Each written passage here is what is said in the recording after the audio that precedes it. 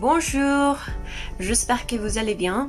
Aujourd'hui, on va vous présenter les candidates à la présidence du Honduras 2021. En petite introduction, les élections générales honduriennes de 2021 ont lieu le 28 novembre 2021 au Honduras afin d'y élire le président de la République ainsi que les membres du Congrès national et les députés honduriens du Parlement centra-américain. Des élections municipales sont organisées simultanément. Le président sortant, Juan Orlando Hernández, n'est pas candidat à sa réélection. Bien, maintenant je vais vous présenter le candidat à la présidence du Parti Liberté et Refondation. Xiomara Castro est la cofondatrice du parti de gauche Liberté et Refondation avec son mari Manuel Zelaya. Ancienne présidente ayant été destituée lors du coup d'État de 2009. Candidate lors des élections générales de 2013, elle finit 12e. Elle propose notamment l'organisation d'un référendum sur l'adoption d'une nouvelle constitution, et l'établissement de relations diplomatiques avec la Chine et la création d'une commission anticorruption soutenue par les Nations Unies sur le modèle de la Commission internationale contre l'impunité au Guatemala. Sur les questions économiques, elle s'est opposée au CEDES, des zones de libre-échange semi-autonomes promues par Juan Orlando Hernández et défend des programmes sociaux pour lutter contre la pauvreté, tout en essayant pendant la campagne d'entretenir de bons rapports avec le secteur privé.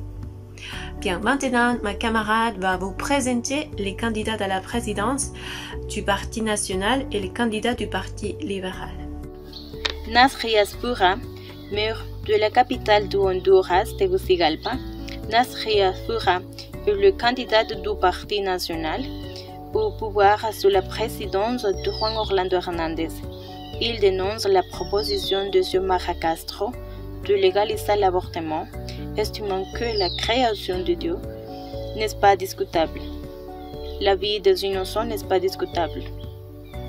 Dans chaque réunion où je vois une mère qui allait un enfant, c'est la création de la vie et cela ne se discute pas.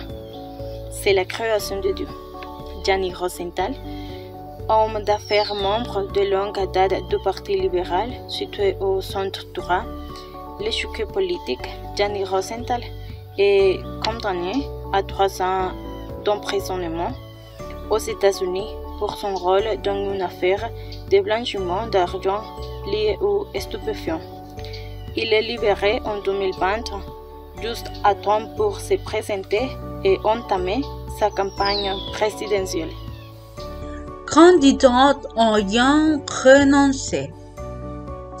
Déjà candidate aux élections présidentielles de 2003 et de 2017, Salvador Nasrallah se présente à nouveau en tant que candidate d'une coalition réunissant les partis Liberté et Refondation et les partis Innovation et Unité. En 2017, la présidence lui avait échappé de quelques dizaines de milliards de voix. 4 ans plus tard, il se présente comme candidat du Parti Sauveur. Distancé des sondages, Salvador Nasrallah renonce à sa candidature en octobre 2021 et se joint à la campagne de Xiomara Castro.